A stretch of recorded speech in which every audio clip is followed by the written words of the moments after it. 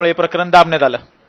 मग आता ज्या पद्धतीने वैष्णवीची ही संपूर्ण घटना समोर येते त्याच्यावर काय वाटतं तुम्हाला? म्हणजे खरंच एखादी मुलगी जेव्हा लग्न होऊन घरी जाते नवऱ्याच्या, किती काय लेवलचे अत्याचार अन्याय, हुंडा म्हणजे ज्या पद्धतीने पैसे मागण्यात आले, सोनं मागण्यात आले, 51 तोळे फॉर्च्युनर गाडी, तुमच्याकडून असं काही मागितलेलं तेव्हा? नाही आमच्याकडून नाही त्यावेळेस काही मागणी वगैरे नव्हती। त्याच्या आतमध्येच आम्ही मुलीला आमच्या इथे हे करून टाकली, म्हणजे जास्त हे वाढून मागणी सुरू झाली एका अर्थाने झाली असेल। तिला माहिती ते कल्पना पण आमच्यापर्यंत नाही मागितलं, आम्हाला कधी असं मागितलं नाही त्यांनी। पण वैष्णवीची इथं मागितलं की काही आम्हाला ते नाही सांगता येणार।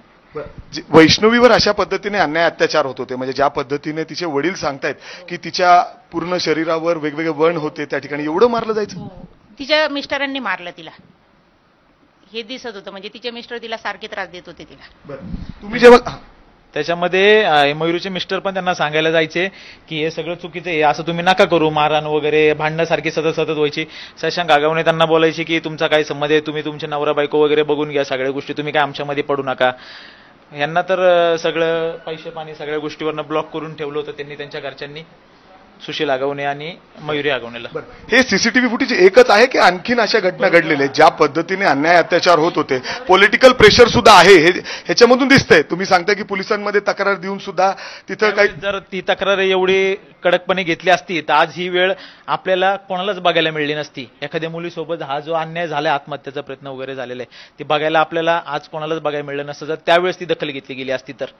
म्हणजे नेहमी पॉलिटिकल प्रेशर राहिलं कुणाचं ना कुणाचं।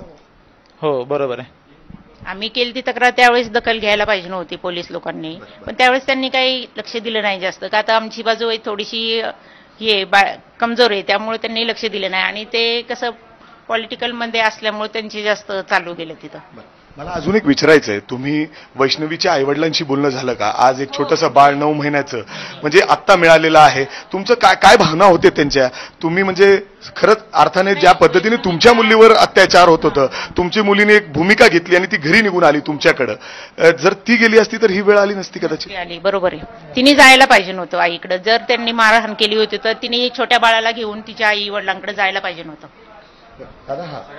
मुलीला तू अर्थात बहिणीला घरी घेऊन आला, म्हणजे अर्थात तुम्ही घेऊन आले, वैष्णवीच्या आईवडिलांशी तुमचं देखील बोलणं होत असेल कारण एकदम जवळचं नातं आहे सगळं झाल्यानंतर।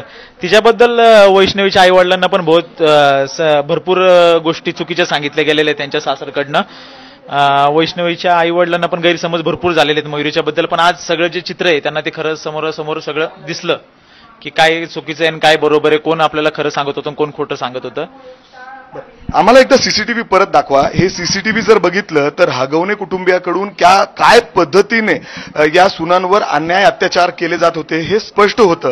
कारण जेव्हा घरात एखादी भूमिका मांडली, किंबहुना सासू सासऱ्यांच्या विरोधात काही भूमिका मांडायचा प्रयत्न केला तर कशा पद्धतीने अन्याय अत्याचार त्यांच्यावर केले जात होते, किंबहुना जावाईकडून म्हणजे अर्थात लहान भावाकडूनच नवऱ्याच्या दिराकडून मारहाण केली जात होती, मोबाईल हिसकून घेऊन गेलेला आहे। जेव्हा ही गोष्ट पोलिसांना सांगायचा प्रयत्न झाला तेव्हा थेट तिचा मोबाईल हिसकून घेण्यात आलं। एवढंच काय तर मयुरी आगवणेला एवढं मारण्यात आलं की तिचे अक्षरशः कपडे देखील फाटलेले आहेत। या सीसीटीव्ही जर बघायचा प्रयत्न केला तर मयुरी शशांक आगवणे हे पुढे पळतायत आणि मयुरी तिचे मागं पडते मोबाईल मागण्यासाठी। पोलिसांना या संदर्भात माहिती द्यायची होती, तक्रार द्यायची होती, आईवडिलांना सांगायचं होतं की तिच्याबरोबर नेमकं काय चाललंय।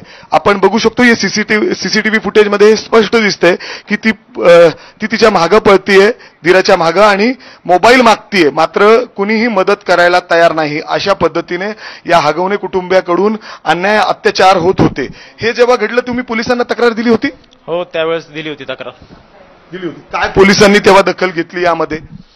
दखल म्हणजे आम्ही तिथं 9:30ला पोहोचलो होतो, आमची तक्रार 2:30 वाजता घेण्यात आली FIR।